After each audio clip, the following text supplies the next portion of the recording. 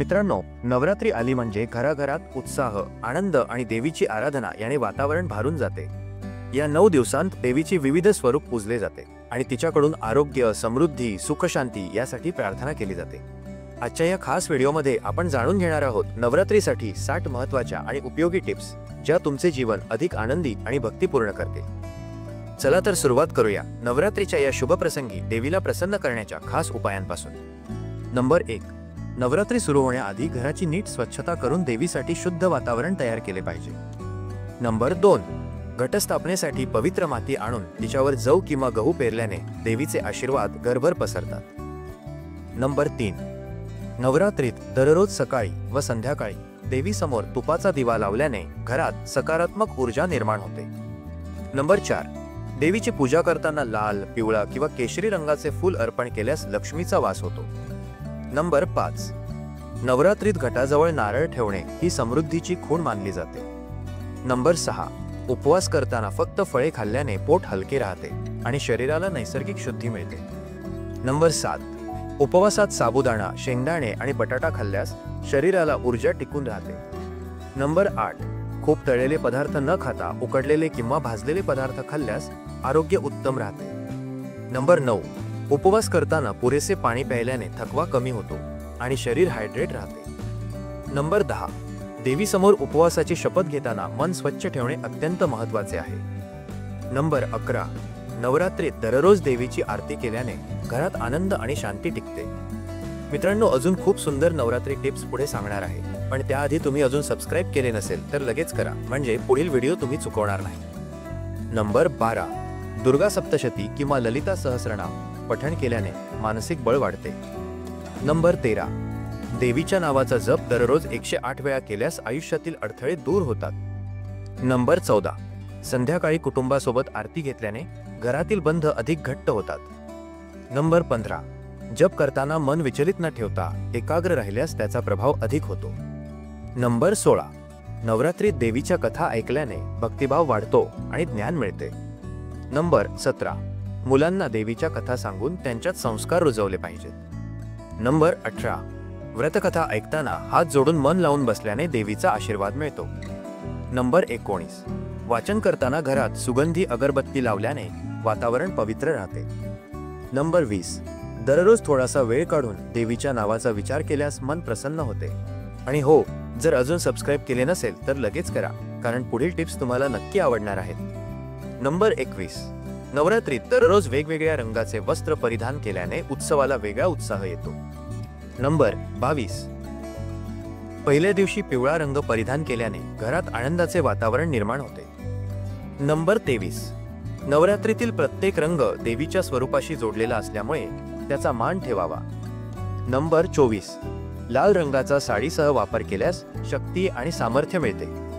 Number 25, नवरात्रीत स्वच्छ आणि नवे कपडे घालून पूजा केल्यास सकारात्मक ऊर्जा मिळते। नंबर 26, दररोज देवीला वेगवेगळ्या प्रकारचे नैवेद्य अर्पण केल्याने भक्तीत आनंद वाढतो। नंबर 27, घरात तयार केलेला गोड पदार्थ प्रसाद म्हणून अर्पण केल्यास देवी प्रसन्न होते। नंबर 28, देवीला फळांचा नैवेद्य दिल्यास आरोग्य आणि ताजेतवानेपणा मिळतो। नंबर 29, प्रसाद वाटताना घरातील सर्व सदस्यांना समान वाटप करणे हे शुभ मानले जाते। नंबर 30, प्रसाद घेताना कृतज्ञतेने ग्रहण करावे, म्हणजे देवीचे आशीर्वाद मिळतात। नंबर 31, नवरात्रीत गरबा आणि दांडिया खेळल्याने आनंद आणि एकता टिकते। नंबर 32, देवीसमोर भजन गायल्याने भक्तिभाव अधिक वाढतो। नंबर 33, समूहाने भजने केल्यास समाजात एकतेची भावना टिकून राहते। नंबर 34, भजन किंवा कीर्तन ऐकताना मन शांत राहते आणि श्रद्धा वाढते।